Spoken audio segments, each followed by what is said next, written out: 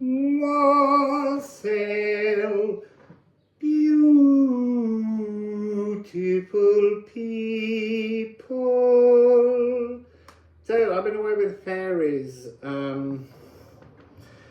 because, you know, I love an eclipse tunnel. They're like home to me, and they're really important because I download so much.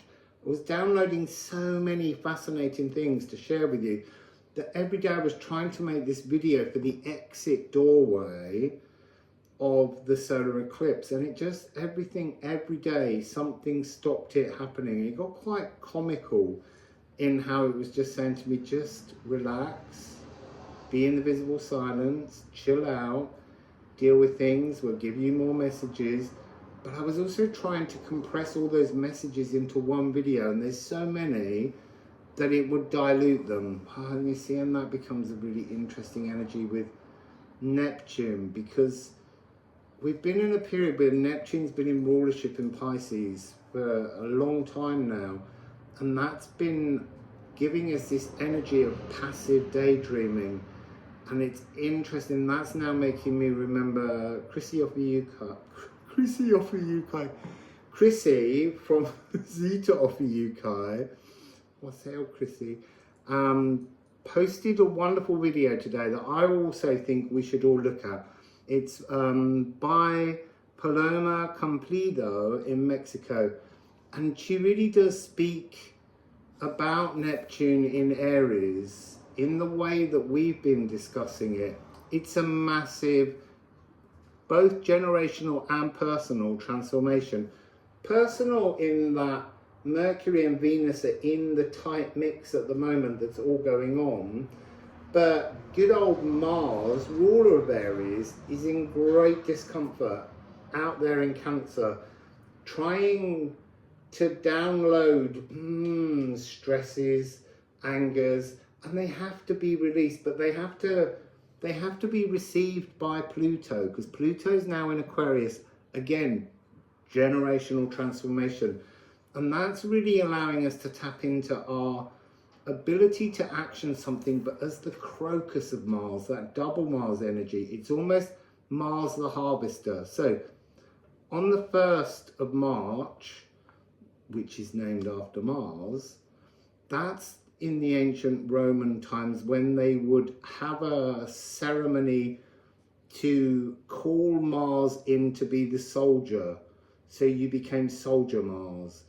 But there's something about soldiering on to peace that's a much more important message, because the soldiering on to peace, I've never seen it this way, but the crocus of Mars, the double Mars energy, the hierogamous, that being in tune with both sides of your frequency, the dreamer and the actioner, that takes place on the 1st of October, the calends of March and the calends of October. You see, that's interesting now because they're showing me the calends of June. And that's when it's almost like it's showing us the cardinal points of the year. So the equinox, the solstice, the equinox, the solstice, not being shown the December one. That doesn't seem to here be part of the frequency. But so yeah, have a look at Paloma's video because it will really help.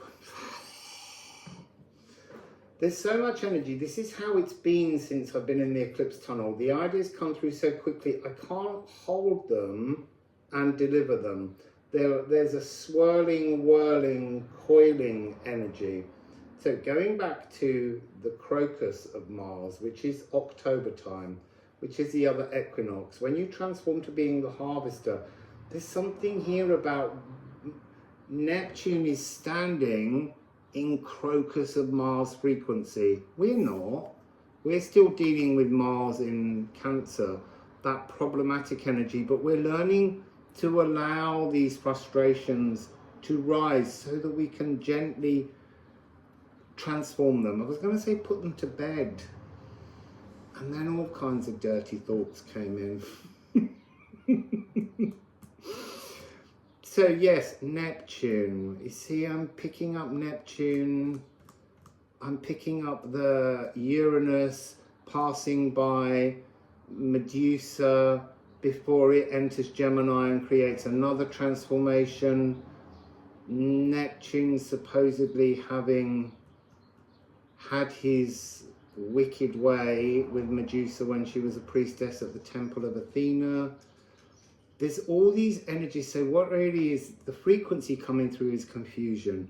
So the fogs are lifting. This passive daydreaming we've been doing for years was very important because we were learning to exercise creativity, thoughts, emotions, and expanding them beyond their usual realms, because now we're moving into this new energy. If Neptune can throw a fog around us, when it hits cardinal fire, the fog evaporates. We stand in a clarity, we stand in a truth, we see something now that we've never seen before. So the energy that I feel is missing from Neptune in Aries that we're not understanding is the ancestral reverberations, this energy of the early music ensemble, the D sharp E flat energy, which represents Neptune, the renal glands, the adrenal system, livers, kidneys, spleen, ancient, really early groupings, tribal frequencies of humans coming together to make something together. But first they had to find, you see, it's interesting. I was going to say individuality, and they were saying no, they needed to find the core cooperative energy of working as one tribe in different areas before tribes could come together to create new frequencies, new communities. It's very ancient Neolithic frequencies that are coming up here. Stuck like stones. See, I'm seeing now kidney stones. And the flushing out. Ah, yes, see, look. So, Neptune is house 12, the ruler of house 12. Cobalt, which is storing old energies. This is also going back to original pitch, not A440, but A432, which brings us into an older organic frequency, an analog frequency is what I'm hearing. Draining delusions, and this is really inspirational mysticism.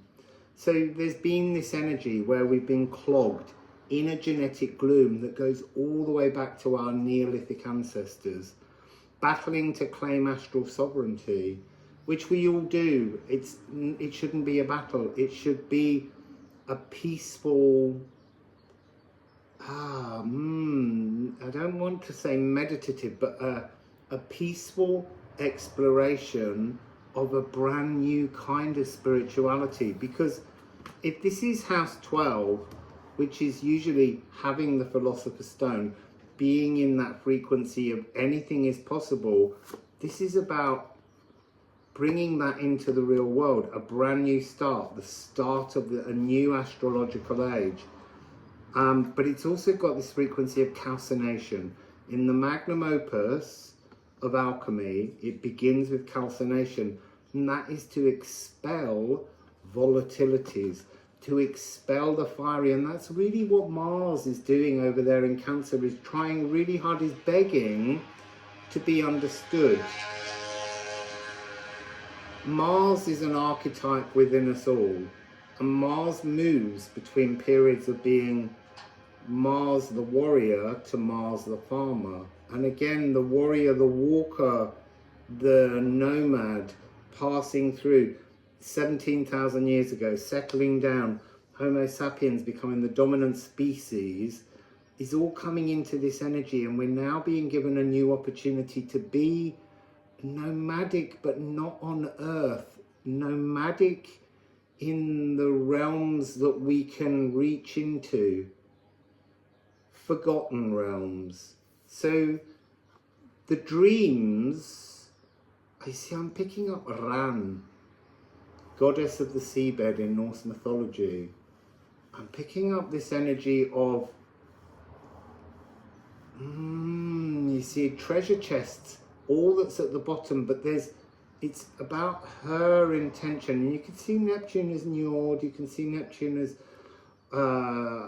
other sea gods. It's not just one Neptune archetype, it's just that's the one we name as the planet and understand, but they all link into the energy of the emotional actioning. That's interesting, the emotional actioning. Whereas this is just the fiery actioning, putting out the fires and actually actioning emotions with emotion, with emotional actioning. Oh dear. So flaming action, the one-man band. You know, you've got to do you first. Actualize your potential. Burnish yourself back to life. Burnishing away all the delusions, the fogs, drain them away. This is the ram that slams through jams. So the energy you're avoiding here or becoming aware of is the constant necessity for validation. And we all have that. Holding grudges like a treasure to cherish. That's going back to Ram. Opening the treasure. Inside is the divine intention. The chest, I see, I'm being shown the chest was the old energy of the old actioning. This is mine. I will not let you see my sacred treasure. And taking the treasures out and almost scattering them to the winds, but to the currents of the emotions, so that new skin can form around them, new crocus of Mars energy can form to create something new. I'm going to put a link in now, if I remember to say it or put it in, to the Neptune reading I did at the beach recently with the sound healing, because apparently that sound healing will be more potent now than it was when I recorded it for you. So I think that's enough chit chat. Look, I've been talking for 12 minutes already, and I want really to throw some cards to see the frequencies, and I've got so many other downloads that have come through, some really totally fascinating things that came through. So let's take the musical Alchemy of Astrology deck. I love this deck so much. I'm so proud of us for putting it together. I am clear, I am action, but I am clear action. But again, don't rush it. And don't listen to anyone who says you don't action anything. You just need to know the divine intention from your heart. So I'm getting a really strong energy of Mercury and Venus coming together, because they, when they had their affair, they created Hermaphrodite. What is Hermaphrodite? Well, the energetic truth of our physical existence here. We are the divine marriage of physical and esoteric, and that's the Hierogamous, that energy of the mother phallus, the energy of the crocus of Venus, the divine intention. Open the chest, take the divine crocus of Venus, coins, treasures, intentions, dreams, take them out and scatter them to the emotional currents of Neptune, and let Neptune invite the crocus of Mars energy in to put a new physical skin around your world. Oh, I'm so sorry. Baby lemon. I dropped the card, it shot right over to him. So universal solar attraction, magnetism. This is house 5. So it's got that energy of Leo. It's got that energy of self. It's got that energy of, so sit with your dreams. Be totally and utterly selfish. Dream your dreams without any intention of what your dream brings to another. Bring your dream to you. How that works together comes later. So this is about creativity, playful pleasures, what you make and leave behind, letting go of all you create to create again. To create again. This is a brand new start. There's so much energy that it's making me manic. So let's just have another little shuffle and see what comes out with Magnet. It's playtime. There's a cosmic ordering. It's a cosmic order. It's playtime. It's a cosmic order. Look, you can sit indoors, it's raining, and you can say, oh, I wish I could go out and play. The sun's out. It's playtime. Go out and play. Go out and be creative. Esoteric entanglements. Practicing scales and arpeggios. That's the practicing of the creativity of your divine intentions to dream a new dream. Throw the old box away.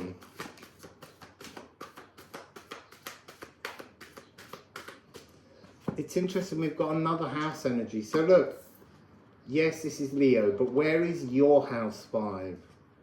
Look at your house 5, see what's in your house 5. Now we've got house 8, Scorpio, in terms of the collective, and we are dealing very often with collective energies here. This is the petulant Jinn. This is to boil. See, boil. It's almost like there was a cloud, and as the cloud gets boiled away and evaporates, you suddenly see the magic lamp or the genie's bottle that you're stuck in. It's time to uncork now and let the true you enter the world. And this is after the applause. So give thanks. Applaud all you've been through. You got here. We're here for the transformation. We're here to become the Jinn. So impatient and seeking shortcuts that has added to frustrations, because that's the petulant part. It's time to stop being petulant. It's time to just follow the sacred truths that are rising in you. Open to esoteric mystery walking. Keeper of secrets and guardian of veils. You see, that's going to become a really important frequency. Stop oversharing, says the YouTuber.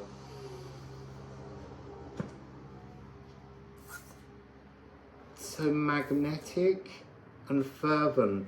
There's a frequency of like you becoming yourselves, separating a new frequency vibrating from within you.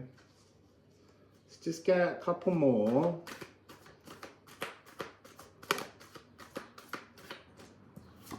Retrograde, remove the old separation between how you spoke of love. Mercury and Venus, how you spoke of love. Be converted, stop being inverted. Stop being stuck in the old genie bottle. Stop bottling things up. Express new emotional, I don't want to say truths, new emotional softness is what's coming through. They're showing me cushions. This is about reviewing and renewing. And take as long as you need to review and renew. Shadows lit from different angles. Slow down. Slow to see. Stop rushing. Be otherwise. Be something other than what you've always been, because this is the opportunity we're being given.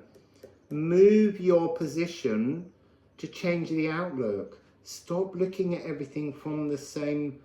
I'm being shown ivory tower. Pause. It's a pause bar. Acknowledge errors. Acknowledge them. Just acknowledge them.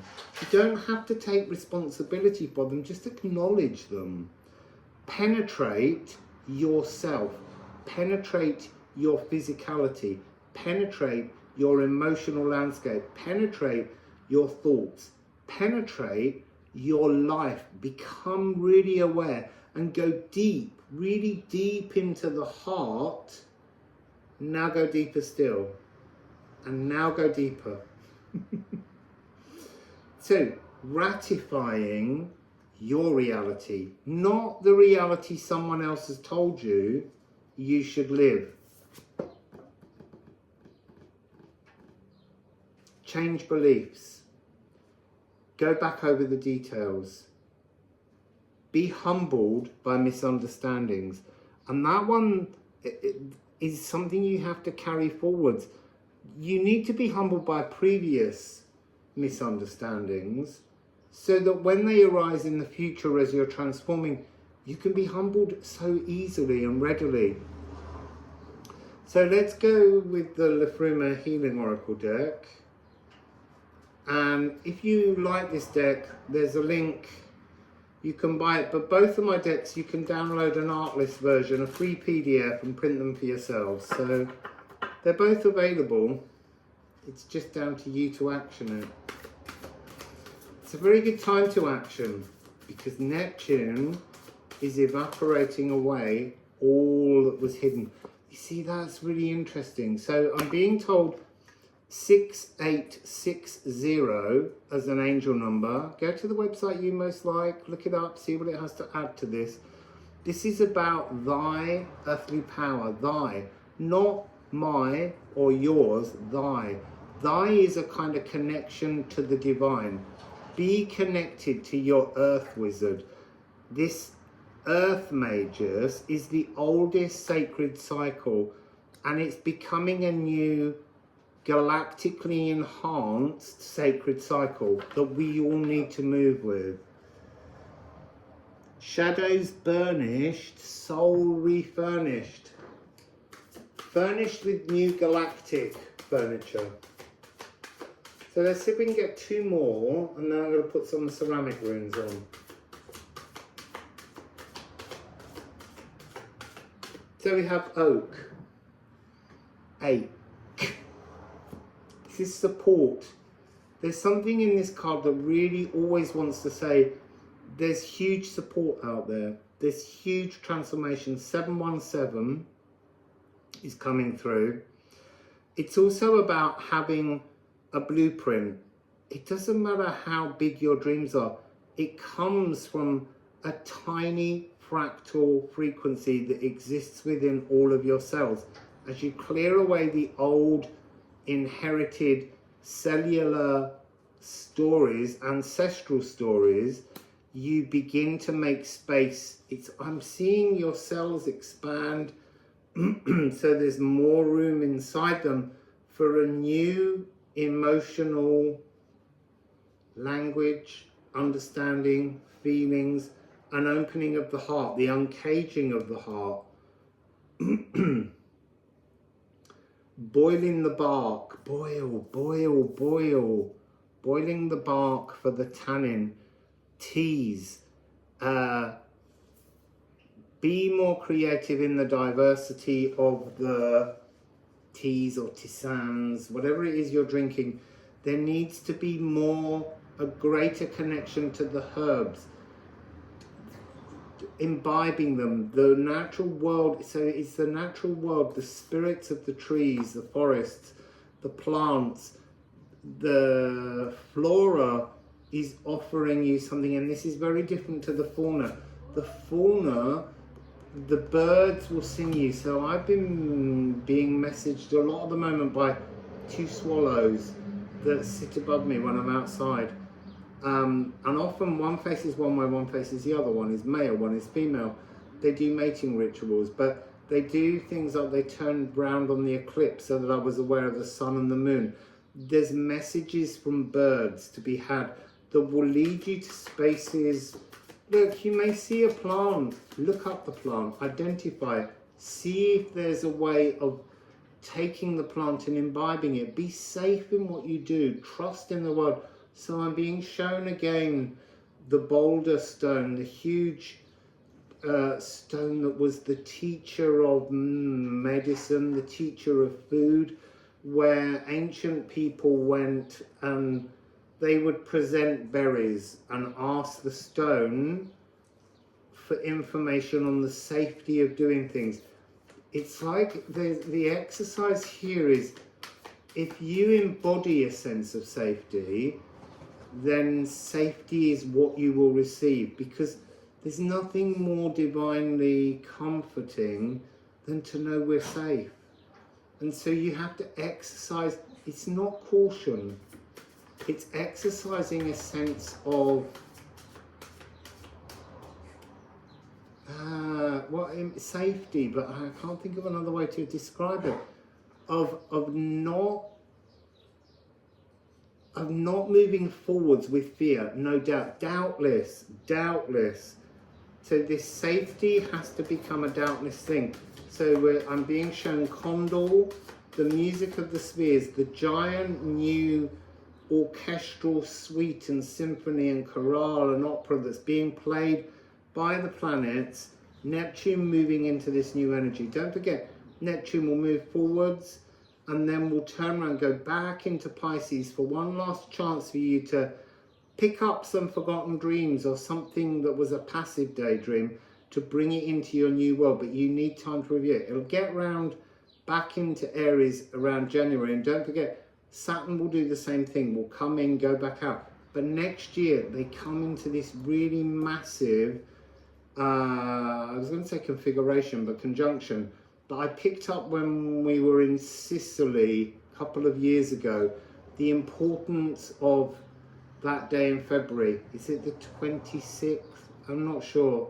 But it's really important because that's another part of this jigsaw puzzle, this quantum generational transformation. Oh God, I'm talking too much. I'm so sorry.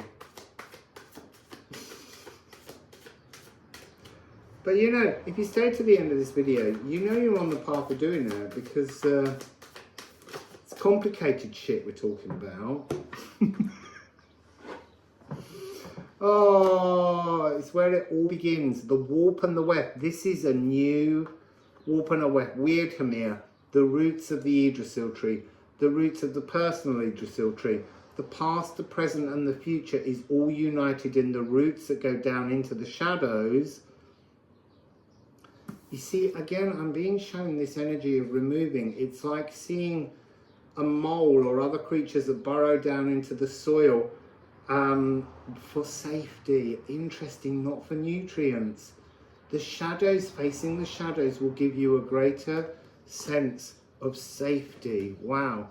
So this is the All Rune, but the All Rune is the woven fabric of a new reality that's being transformed, and there's more of them to come, different motions, but this is Neptune's gift to all of us to begin to weave anew.